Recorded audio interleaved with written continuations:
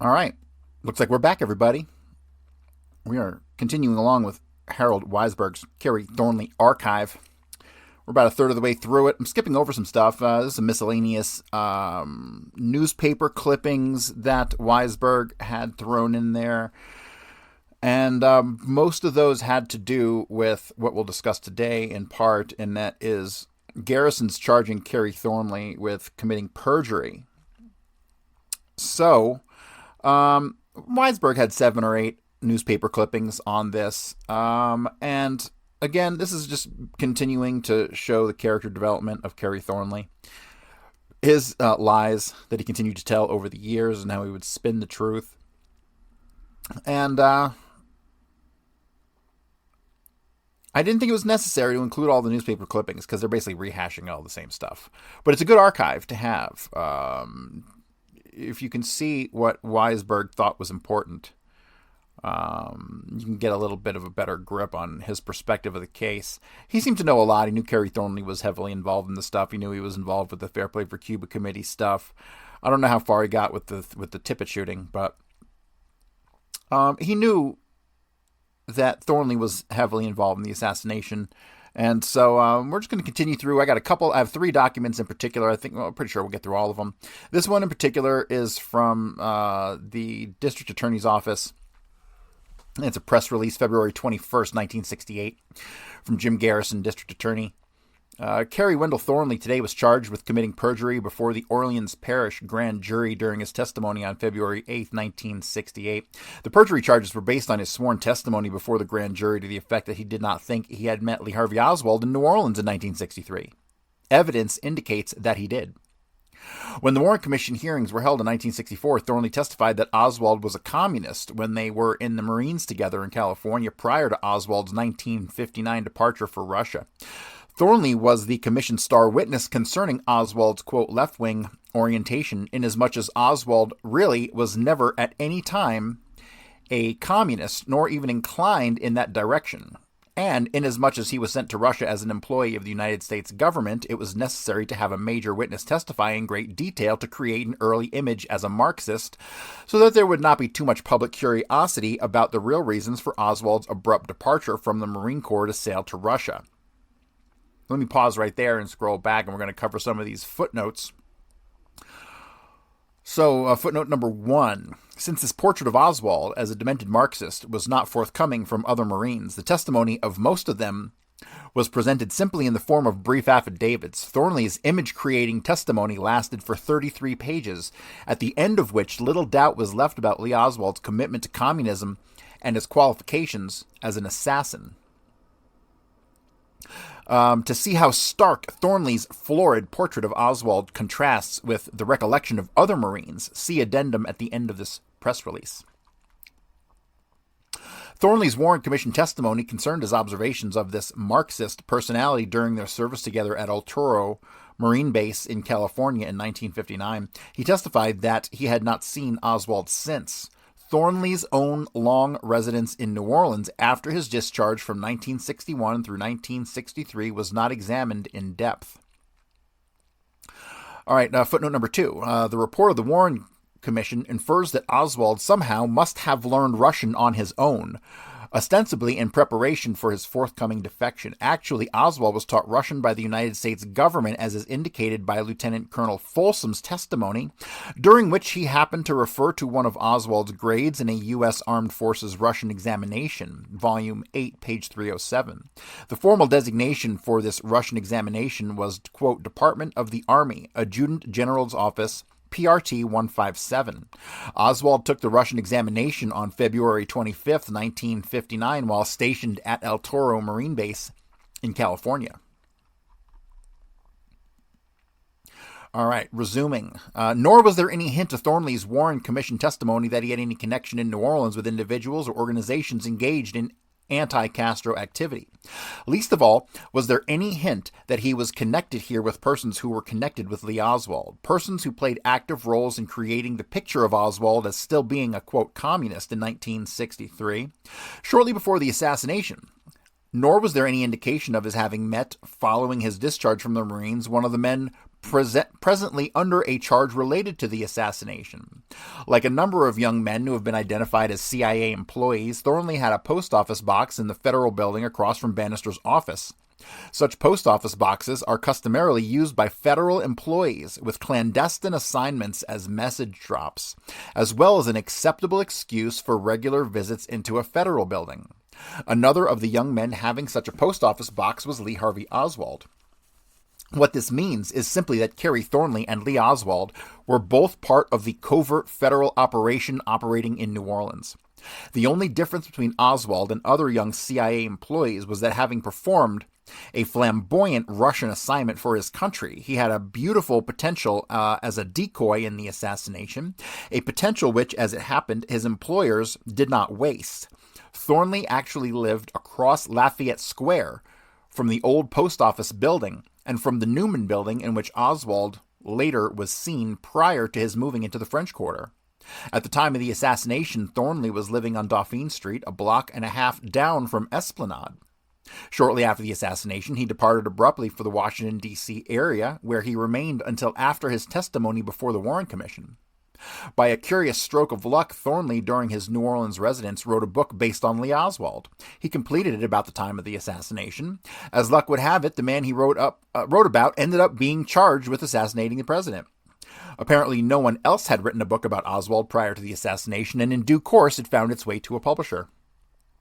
The Central Intelligence Agency elements which accomplished the execution of President Kennedy included, in addition to the ambush squad of professional assassins used in Dallas, individuals working on custodial assignments and on image-creating assignments. The techniques used in creating a communist image for Oswald were persuading him by means of a pretext to engage in certain activities, such as handing out Fair Play for Cuba pamphlets, having other employees play his part in more inculpatory tableaux, such as appearing at the Mexican consul here and inquiring as to whether he could bring a rifle into Mexico, or ostensibly receiving money being paid to him in the courtyard of the Cuban consul in Mexico City, and testifying after the assassination that Oswald was indeed a deranged communist.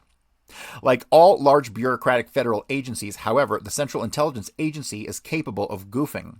In spite of the carefully contrived insulation and the countless red herrings it planted along the way, it goofed with regard to Thornley, apparently because by mid-December things appeared to be well under control. A few weeks after the assassination, Thornley abruptly cleared out of his Dauphine Street apartment, leaving a note for his landlord that he had to go to a town just outside of Washington, D.C. Thornley remained on ice in Arlington, Virginia, until it came time for him to testify that Oswald had been a communist way back in their Marine days. Ordinarily, the connections to our one government agency specializing in assassination are more carefully concealed. However, by December 13, 1964, the Warren Commission had been selected with the reassuring presence of Allen Dulles, the former head of the CIA, and the situation must have appeared to be well under control. When spring of 1964 arrived, and the time came for his word picture of Oswald, Thornley testified not only that he had been a Marxist, but that he, quote, had a persecution complex and was, quote, emotionally unstable and wanted a place in history. Inasmuch as the defendant had already safely been executed, the standard fate of the decoy in professional assassinations, these words now became part of the official picture of Lee Oswald, and his years as a CIA employee were buried with him.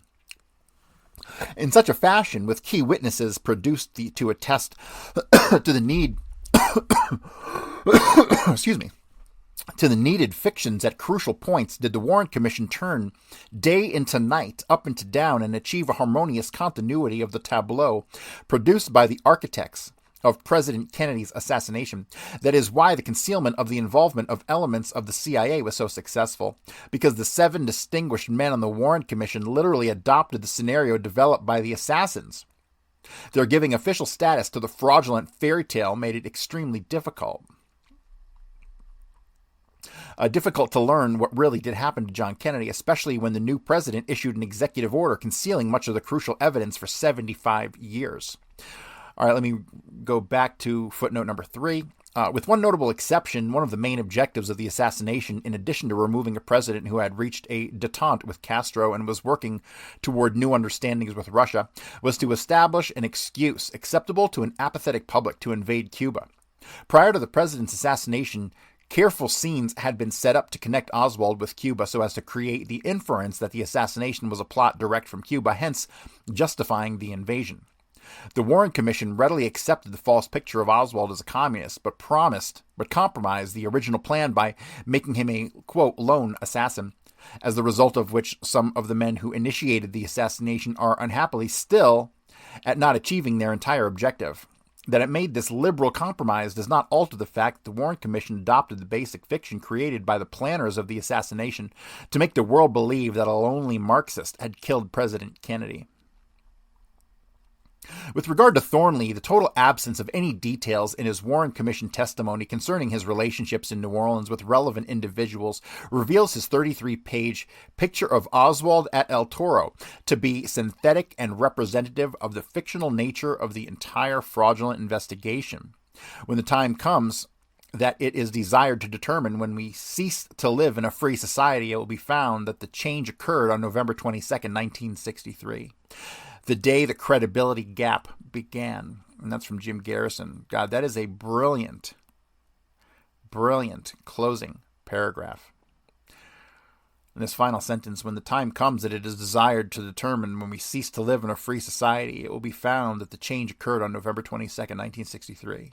The day the credibility gap began, and he could not have been more correct. Addendum. Following are some examples of the evaluations of the other Marine associates of Oswald as to his rabid communist orientation. Nelson Delgado. He would discuss his ideas, but not anything against our government, or nothing socialist, mind you. Donald Camarada. I have no recollection of any remarks on his part concerning communism, Russia, or Cuba. Peter Connor. I never heard Oswald make any anti-American or pro-communist statements. He claimed to be named after Robert E. Lee, whom he characterized as the greatest man in history. Alan D. Graff. Oswald never gave to me any indication of favoring communism or opposing capitalism. John R. Heindel. Although I generally regarded Oswald as an intelligent person, I did not observe him to be particularly interested in politics or international affairs. Henry J. Roussel Jr. I recall no serious political remarks on the part of Oswald. Mac Osborne. I do not recall any remarks on his part concerning communism, Russia, or Cuba. Richard D. Call. I do not recall Oswald's making serious remarks with regards to the Soviet Union or Cuba. It is thought-provoking that the only one of Oswald's former Marine comrades who testified that he was a, quote, Marxist, one of the star witnesses for the Warren Commission, is also the only one who was in personal association with Oswald in New Orleans in 1963, just before he returned to Dallas before the assassination. It is equally thought-provoking that this former Marine comrade, whose testimony is so curiously different from all of the others, was also in the company in 1963 of one of the men now charged in connection with the assassination of President Kennedy. And it is particularly thought-provoking that this man's associates and pattern of activity in 1963 plainly mark him as an employee like Lee Oswald of the Central Intelligence Agency. So once again, Garrison is employing here just absolute rock-solid judgment in his grasp of what the fuck happened during the assassination. I want to read this again. This is so amazingly on point of Garrison. I mean, like, when I read this again, I mean, I need you to really grasp, like, how much of a fucking firm handle he had on what really happened that day on November 22nd, 1963.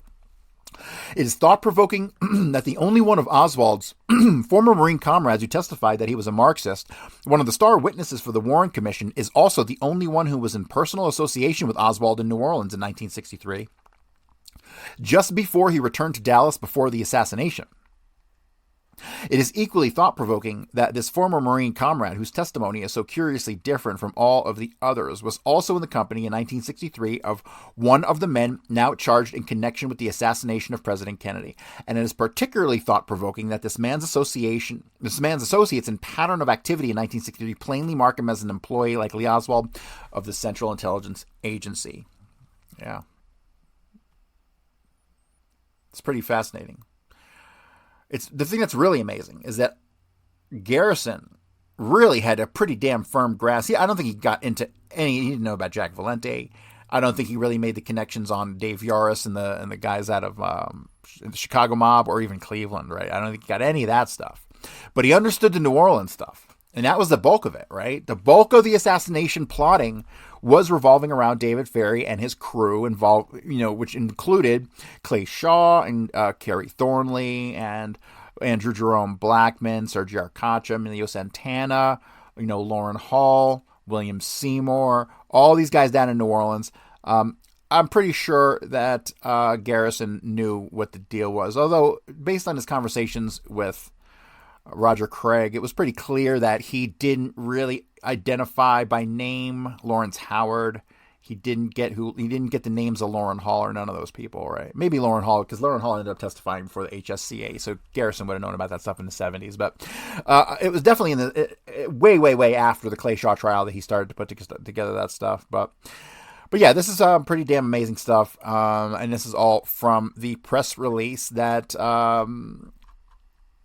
Jim Garrison released to the press in regards to Kerry Thornley's being charged with perjury because he lied at the deposition, right, or the testimony before the grand jury. This is before the Clay Shaw trial, right? So, all right, moving on. All right, so what we have here is we have a couple interviews of people who knew Kerry Thornley after the assassination, after he dipped up to Arlington, Virginia. This stuff, I don't think I've gone over this stuff at all yet, so this is as new to me as it will be to you. But I felt that, remember, what are we doing here? We're doing, by going over all these files on Kerry Thornley, which by the time we're done, it'll probably be about 30 goddamn episodes on Kerry Thornley. It'll probably 50 by the time this damn series is over. The reason we're doing this is because we're coming to understand who Kerry Thornley is, right? He's a key player in the assassination. He was one of the shooters of J.D. Tippit, and he's the one who impersonated Oswald all over New Orleans, or was intentionally mistaken for Oswald, right? There's a big difference there. So, this is all going into character development. And character development, as I've said before, extremely important. And so that's what we're doing here by continuing on through these documents. So this is a letter, April 2nd, 1968 memorandum to Jim Garrison from Andrew Scambra, Assistant DA.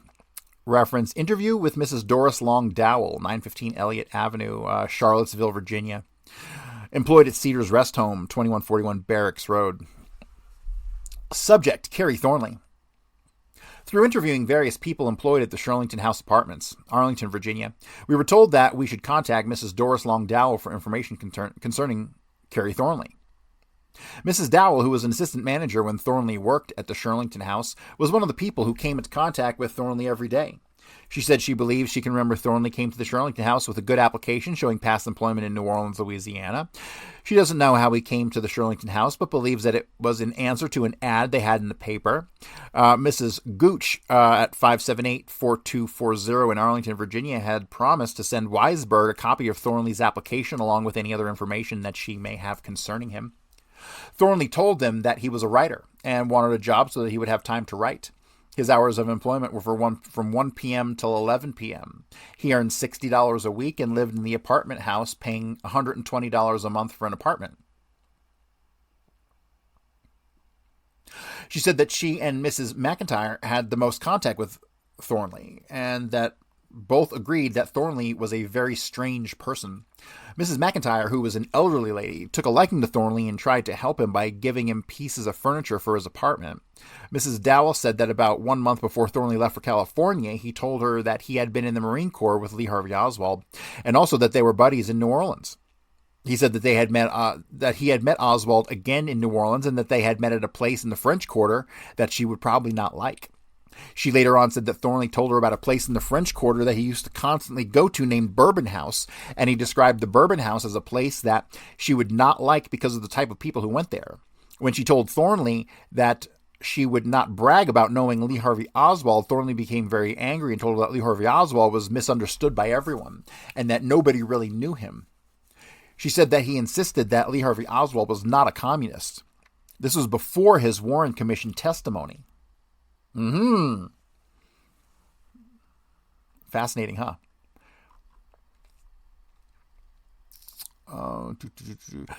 She said that blank. It looks like it was redacted. McIntyre, who was the manager at the time, that Thornley worked there and could probably give us more information on Thornley, as she thought Thornley was a nice boy. Mrs. McIntyre is now managing an apartment on Connecticut Street in Washington, D.C. Mrs. Dowell said that she can remember Kerry giving her a copy of a newspaper from California called The Innovator. She said she looked at the newspaper and then told him that the paper sounded like it was a communist newspaper. As a result of this remark, Thornley became furious and ran to his room and got a shirt that she had given him for Christmas present and threw the shirt into the incinerator to burn. He then told her that she was ignorant if she thought the newspaper was a communist newspaper and that he was a writer for the paper, that nobody was going to call him a communist. She said Thornley left the Shirlington house to go to the Freedom School in Colorado and told her before he left that he intended to come back to the Washington area. She was about to change jobs to the Vista Park apartment house in Landham, Maryland, about 30 minutes out of Washington. Thornley told her that when he came back to the Washington area, he would live in one of the apartments where she was working and gave her a month's rent. However, when he came back from the Freedom School in September of 1964, he contacted her and told her that he would not be moving into the Vista Park apartments.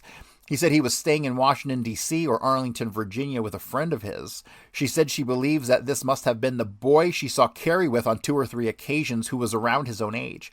She cannot account for any of Kerry's activities outside of his working hours, as he was not the type of person to talk about or tell people about what he was doing. He would talk, however, about New Orleans as the place that he had just come from, and that when he left, he was going to California. He also told her that she would not like the French Quarter. She also said that outside of this one boy she saw Kerry 2 or 3 times, she had never seen Thornley with anyone else and could not say whether or not he knew any other people in Arlington or the Washington areas. When he returned from the Freedom School, he said he would be in Washington only until she could straighten out his business, and then he was going to California. She said she had no idea of what business he could be straightening out. Mrs. Dowell then gave me a picture of Thornley with some people taken at the Freedom School in Colorado. She said Thornley never mentioned anything about a Mexican trip that he had taken. While looking through my pictures, she had described Novell as being on the type of the young man that she had seen with Thornley, talking about Gordon Novell, but could not say whether or not it was him. She also picked out the picture of Eugene Bradley and said that she had definitely seen him before, but could not say where. She thought that he might be in the picture with Thornley at the Freedom School, but he is not. She said Thornley used to receive mail from New Orleans from a girl that he knew in the French Quarter, but cannot recall the name. She said that Thornley was working at the Shirlington house when she started working there in December of 1963. She also said Courtney rings a bell but cannot place where. She said she would talk to Mrs. Nancy Luke, who was the manager of the Huntington Apartments at 5225 Connecticut Avenue in Washington, D.C. She said that Thornley and Mrs. Luke disliked each other very much, and that Mrs. Luke called Thornley a communist after listening to him talk and reading The Innovator. Kerry became furious at being called a communist and ran to Mr. Safer, who was the owner of the apartment, and told him that Mrs. Luke called him a communist and that if he did not fire her immediately, he was going to sue the apartment house. Mr. Safer, displaying great Americanism, immediately fired Mrs. Luke. Some other people who may be able to give up some information on Thornley are Mrs. Oren D.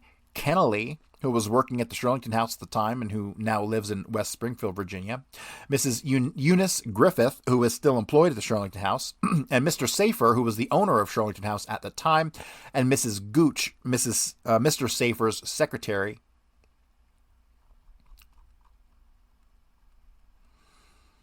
All right, so that's some interesting bit of information on Kerry Thornley's post-assassination life. And some information that he had given up that Oswald was not a communist and all this different stuff, right? So that was before he testifies to the Warren Commission, or to the deposition, I should say, or to the deposition. Oh, wait a minute. No, this is December of 64. 63. December of 63, right? So she got the job December 63. He was already working on it. So yes, this is before his testimony to the Warren Commission. So some contradiction there. All right, let's move on. Next one is a memorandum, April 2nd, 1968, to Jim Garrison from Andrew Scambra. Reference, interview on March 21st, 68 with Mrs. Barbara Kerry, 11168 Forest Edge, Reston, Virginia. All right, so this is still in regards to information surrounding Kerry Thornley after the assassination, before the Warren Commission, when he made it up to Virginia and then Washington, D.C. The gist of Harold Weisberg's and my interview with Mrs. Barbara Kerry is as follows. Mrs. Kerry first came to New Orleans when she was a freshman at Newcomb College. She stayed one semester and left. She returned to New Orleans around June of 1962 and stayed until December of 1962 and lived at 935 Bourbon Street and was a constant companion of Philip Boatwright, who in turn was a very close friend of Kerry Thornley. Okay, so let me just do a little prefacing here. Philip Boatwright is someone I still need to spend a lot more time with, but just like Kerry Thornley, he was from New Orleans. He was close with Kerry Thornley. Both were working with the CIA. Both were connected to Clint Bolton. I don't know if Philip Boatwright was connected to Martin McAuliffe or not, but he probably was. Garrison spent a lot of time on Philip Boatwright because he felt that if he could paint a picture that Philip Boatwright was CIA, it would be obvious Kerry Thornley was CIA, right? So it appears that like you have this like weird grooming relationship going on between CIA people and like their CIA underlings that they're kind of bringing up through the ranks, right, or recruiting from the outside. Kerry Thornley, Philip Boatwright, these were all guys like that, right? You know, Andrew Blackman, just like that, right? Who else? I wouldn't say that Bobo or Leighton Martins were in that same clique. They were kind of just hang-arounds, right? They were more friends of David Ferry who could like to fuck them, as opposed to being like CIA spooks, and I think that's pretty obvious. All right, so this is discussing Kerry Thornley and Philip Boatwright and Vic Latham. So the three were together on many, many occasions. They were constantly in the Bourbon House. She knew Vic Latham and for a while worked at Castillo's restaurant as a waitress. Thornley got her the job. At the time, Thornley was going with Jessica Luck. She recalls a letter written by Kerry Thornley to the Saturday Evening Post, which was printed in the magazine. This is statements of Mrs. Kerry, who spoke with Harold Weisberg, right? So she said this letter appeared after the assassination, spoke in behalf of the assassination. As a result of this horrible letter, Boatwright, whom she describes as a Kennedy fan, completely broke off his relationship with Thornley. She said this was rare because Boatwright and Thornley were very close. Boatwright worked for Kent Courtney as a writer on the Independent American and earned $400 a month. She described the type of writer that Courtney wanted as pure propaganda. It seems that Boatwright was not suited for this type of writing, and so she and Thornley wrote articles and gave them to Boatwright, who in turn published them in the Independent American under his name. She said it seems that she and Thornley contributed so much to Boatwright's articles that they were in effect ghostwriters for him.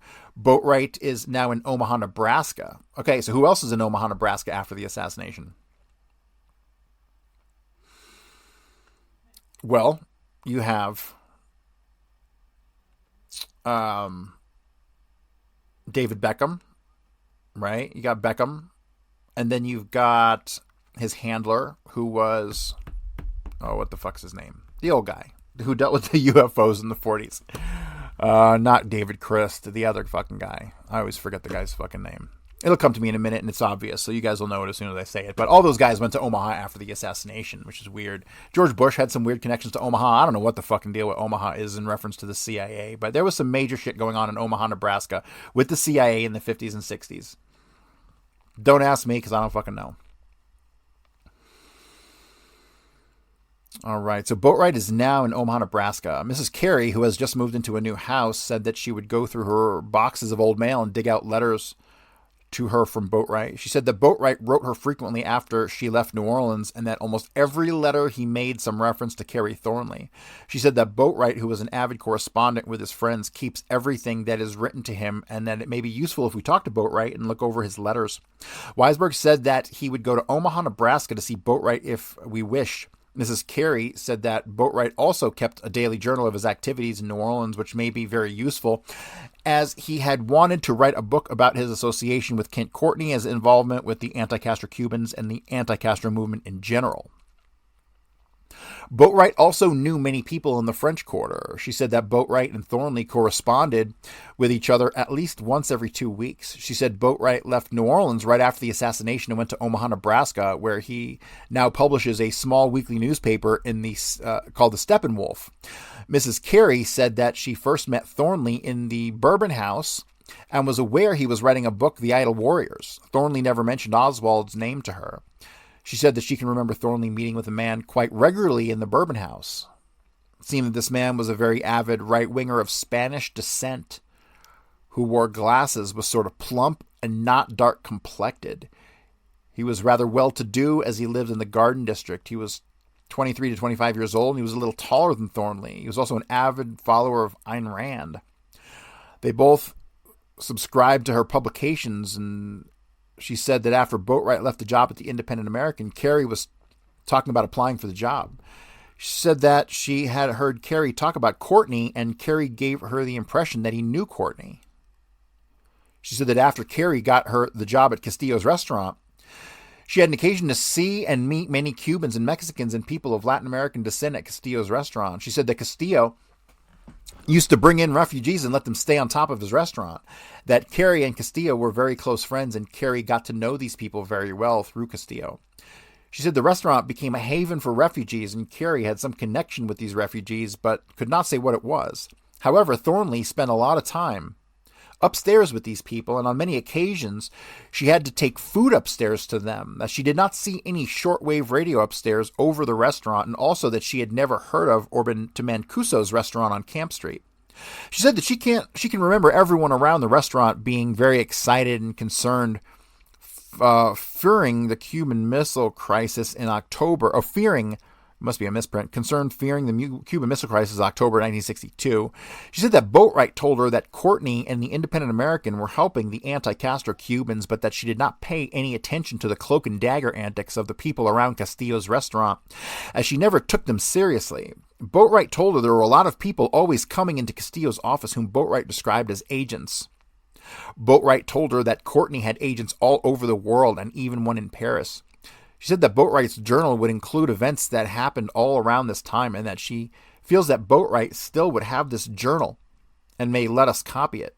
Mrs. Kerry said that Thornley told her that he was doing intelligence work in the Marine Corps. He never elaborated on the specific type of intelligence work he was doing, but he said that in order to do this work, you would have to prove that you could kill a man and sleep with a homosexual, and he indicated to her that he has passed both those tests.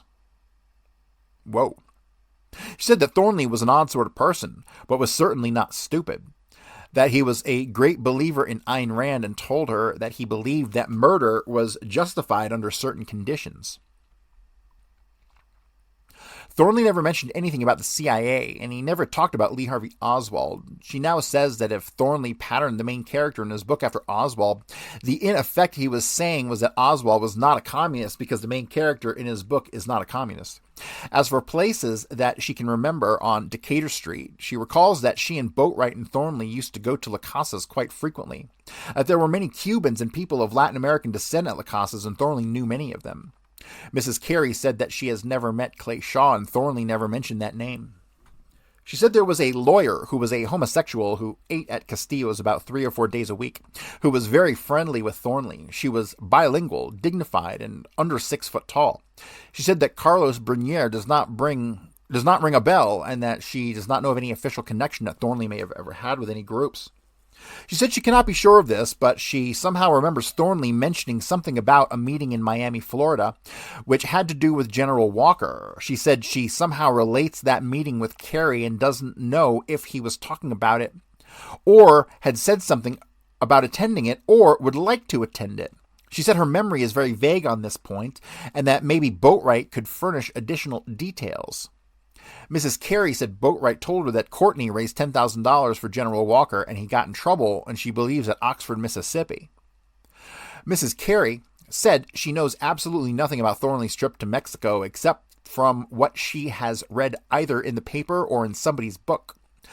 She said she finds it very hard to believe that Thornley would not have met Oswald in the Quarter if they were both in New Orleans at the same time. She said that one of the reasons she contacted Weisberg is that she noticed the great resemblance between Oswald and Thornley, and that Thornley would be the type of person who would seek a relationship with someone like Oswald. She said Thornley lived to play parts and talked about doing some work for the Little Theater, either as going as an actor or behind the scenes. She said Thornley also used to go to Papa Joe's on Bourbon Street. It's Papa Joe Conforto. Heard that name before, haven't you? On Bourbon Street, and used to come around her apartment quite a bit to talk to her and Boatwright.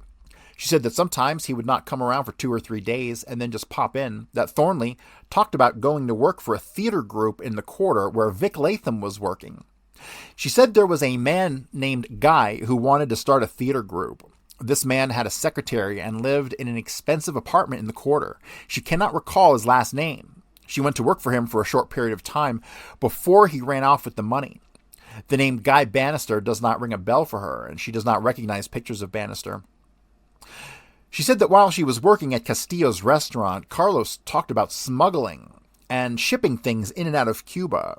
He also had long talks with these refugees, and she said that sometimes Carlos would chase the people out of the restaurant and close the restaurant so that he could talk to these people. She said that she was not privy to these conversations. She does not know how Carlos managed to keep the restaurant open as they did not make money. However, everyone always seemed to get paid their salary. Mrs. Kerry has never heard the names of Clay Shaw, Clay Bertrand, Joseph Moore, Arcacha Smith, David Ferry, Lee Oswald, or Guy Bannister. Just a reminder, Joseph Moore is the name that Lawrence Howard provided when he went to Bolton Ford in January of 1961. Okay.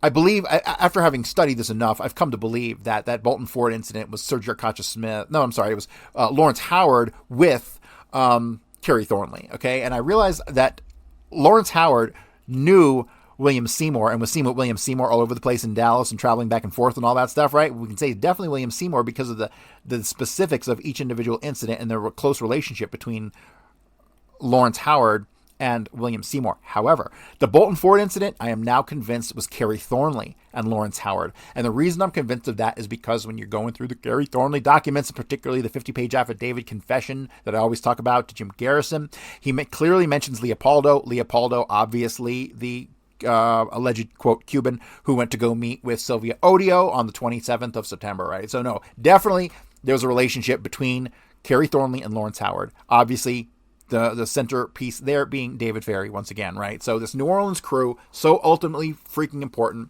I'd say 60% of the assassination study should be on these guys down in New Orleans, right?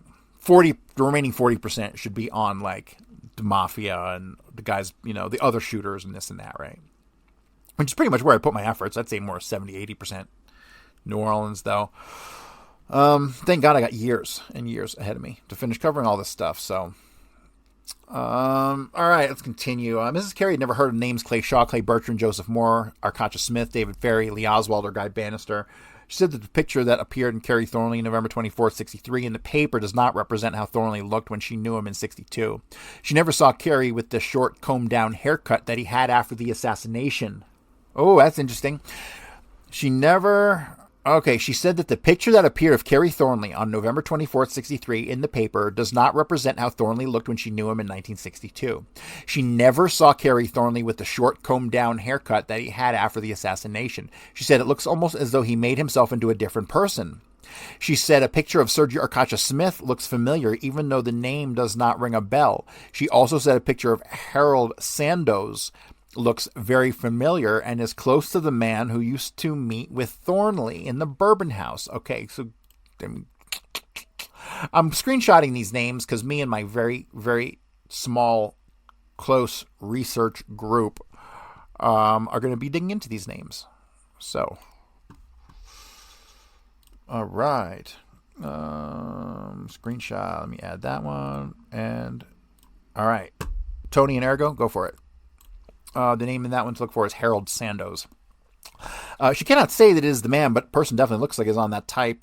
She can remember that on a couple of occasions, some Cubans coming into the Bourbon House to talk to Thornley.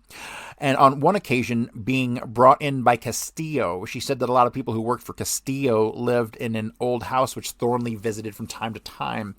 She does not know where the house was, but remembers some talk about the lakefront.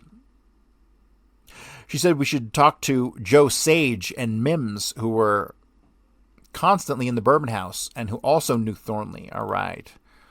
Joe Sage, and Mims. Also, Pat Patterson and Chuck Edgerton were around the Bourbon House. All right, great names, guys. Great names.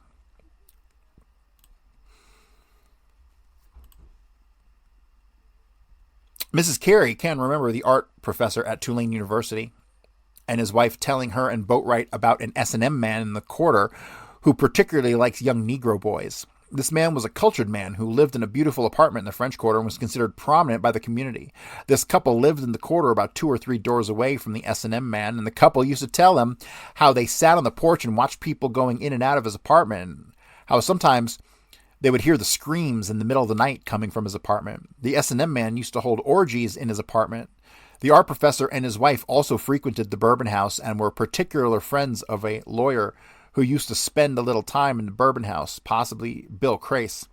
I then drew a map of the French Quarter, and Mrs. Kerry pointed out Dauphine Street as the street where the professor and his wife lived, and she seemed to believe that it was around Esplanade. She also remembers that they lived close to a big vacant lot in the quarter, Cabrini Playground on the other corner of Dauphine and Barracks. She said that Boatwright will still be able to give us the name of the art professor and his wife and possibly the S&M person. Mrs. Kerry said that Boatwright wrote poetry and a professor at Loyola used to help him get his work published in some of the smaller magazines. Mrs. Kerry said she never heard of the Galley House bar, although she knows that Boatwright used to go to Dixie's bar from time to time. She said Boatwright is the type of person that homosexuals would be attracted to, although he was not a homosexual. Mrs. Kerry remembers going to a place with Boatwright and Thornley where they had a coffin and a candle in the place, and where people used to get in the coffin to get their picture taken. She seems to believe this place was the Ryder Coffee House on Rampart. Getting back to the S&M man on Dauphine Street, she says she can remember her friend telling her about this man picking up a young colored boy and taking him to this apartment and hearing screams in the night, then not seeing the boy leave the apartment until 2 days later. She said there was another S&M couple that she met in the quarter whose names were Bruce and Judith, who worked at the old opera house, and she said that they spoke quite freely about their love life. Bruce fashioned himself after the Marquis de Sade. Bruce and Judy spoke freely about how they went in for whips and how sometimes he would beat her to a point where she would have to remain in bed for a few days. She also said that the art professor mentioned to her that the S&M man who lived by him also went in for whips and would beat people, which would account for the screams in the night. She said the S&M couple used to come to her apartment and talk freely about their experiences, and that Thornley knew this couple also. She cannot be sure, but Judith was either a dancer or a bee drinker at the old opera house. She can also remember Castillo talking about buying washing machines and refrigerators and shipping them to Cuba. It seems that Castillo had some connection with someone in the shipping business. She said that Thornley was well aware of this, that Castillo mentioned something about smuggling guns into Cuba through this connection, but she cannot remember any details. She said she cannot remember Castillo actually saying that he was running guns to Cuba, but she does remember Carlos saying something related to smuggling guns to Cuba. She was also under the impression that he was. The only captain that she saw in the quarter was a captain who used to walk around with a parrot on his shoulder. She said that Captain Andy and the Neptune Shipping Company does not ring a bell. She also had occasion to meet several airline pilots in La Casa. She said Thornley knew these pilots also.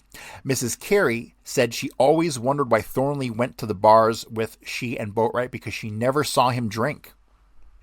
She also wondered if he ever slept because he seemed to be up all the time. Or though Thornley did not work, he always seemed to have money and never had to borrow money from anybody.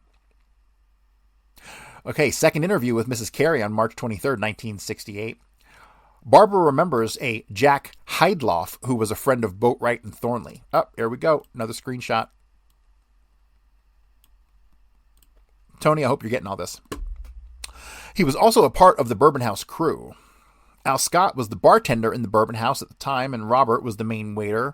Barbara said that she talked to Boatwright on the phone last night, and that although Boatwright seemed to be hedging quite a bit, he said he would talk to us since, as he put it, he did not have much choice. Barbara said Boatwright is an honest person and that she does not think he would lie for Thornley or anyone, that he might want to help us since he is a JFK fan, and it was his admiration for JFK that caused him to severely break off his relationship with Thornley after the assassination.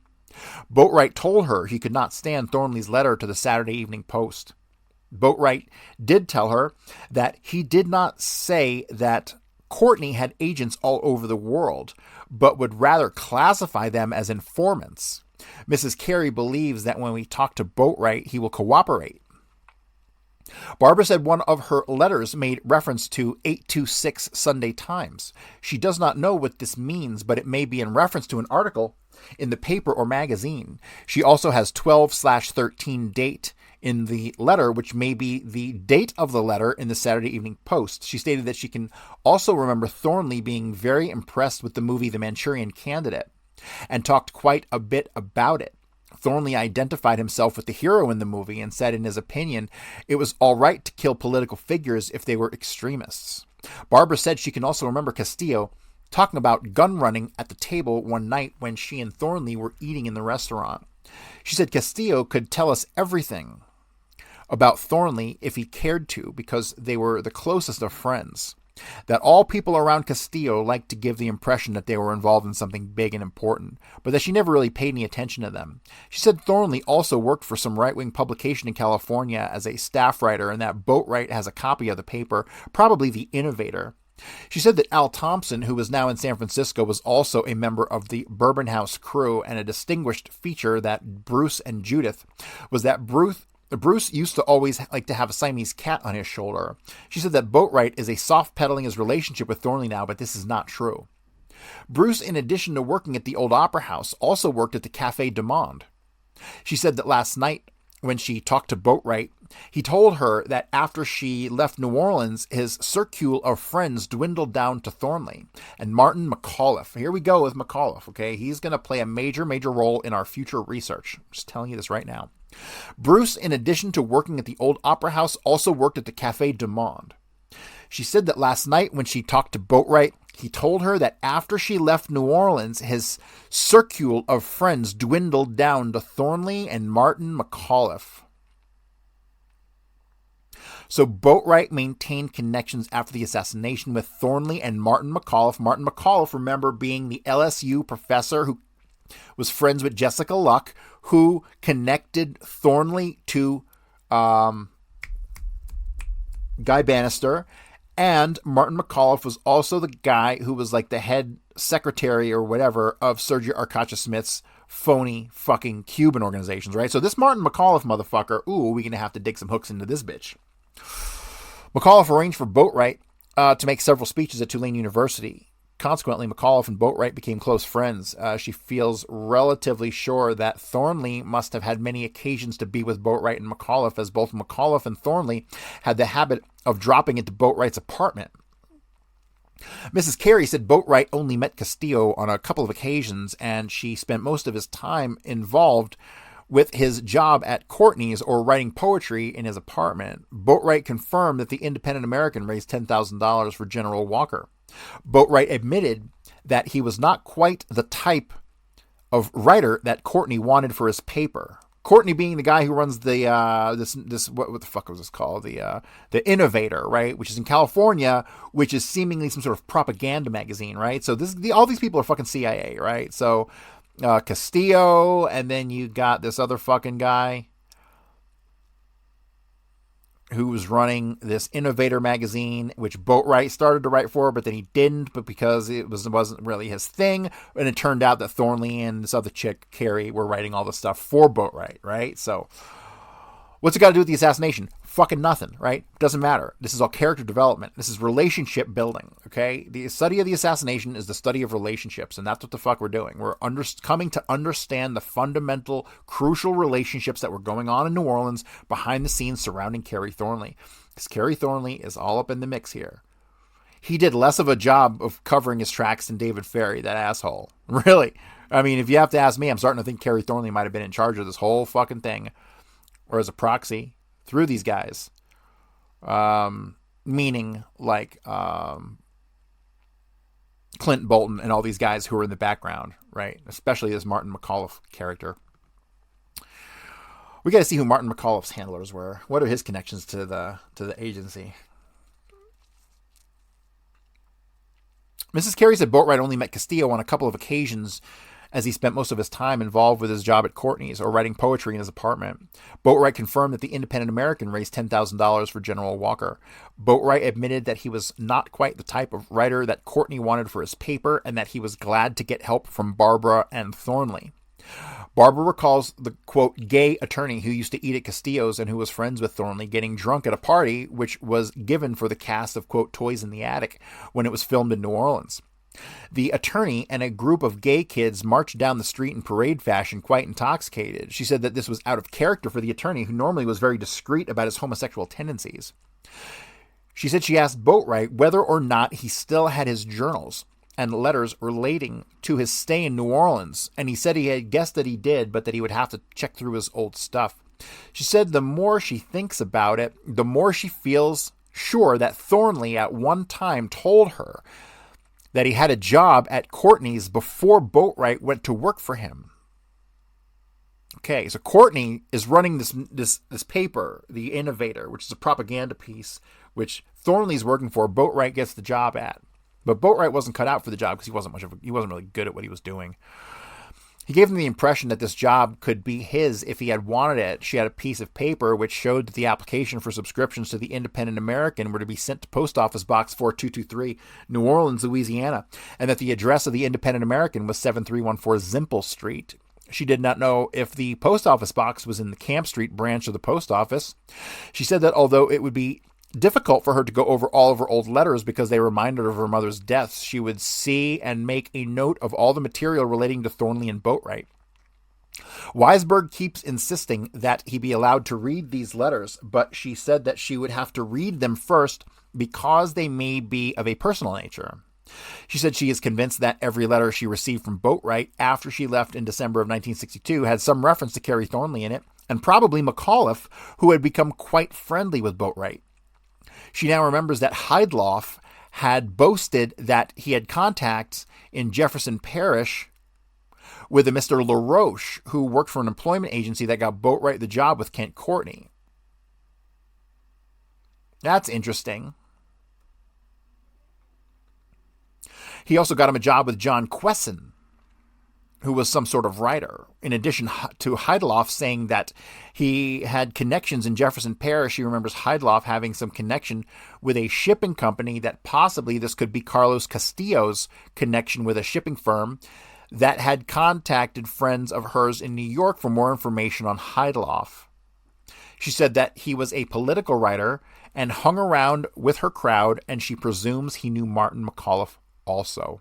Harold Weisberg said that he will contact Philip Boatwright in Omaha, Nebraska, at the Psychiatric Institute, whatever the hell that is, and residence at 3332 Harney Street. So that wraps up this interview with Mrs. Kerry. What was her name again? Barbara Kerry, who seems to have known all these people down in New Orleans, particularly Thornley and Boatwright and McAuliffe. So we're going to find, I think, as we progress through this research into the superfluous characters behind Kerry Thornley in New Orleans, we're going to really be focusing a lot on this Martin McAuliffe. We're going to be focusing a lot on Clint Bolton. We're going to be focusing a lot on a lot of the names that you heard here today. Philip Boatwright. We're also going to be getting into Philip Geraci. That guy's name pops up all over the goddamn place in this assassination. Doesn't seem to be involved, but he was a gay hang-around, and like 30 people got arrested in an orgy in his house down in the French Quarter. So we'll be bringing up that. We'll be bringing up a whole bunch of these names, right? So this New Orleans stuff, man, I tell you, this stuff really gets me going.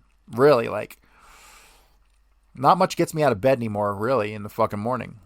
But this stuff here does, for sure. So that's going to do it for this episode. We'll be back tomorrow. It seems like I got a fire lit under my ass for some reason, and I fucking am just all stoked about getting into this Thornley information down in New Orleans. So I'm going to be posting a lot more of these. And so what day is today? It's fucking Monday. We'll be back here all week long. So expect to get through episodes like, what is it, 5, 6, 7, 8, 9 of the Weisberg's Thornley archive this week.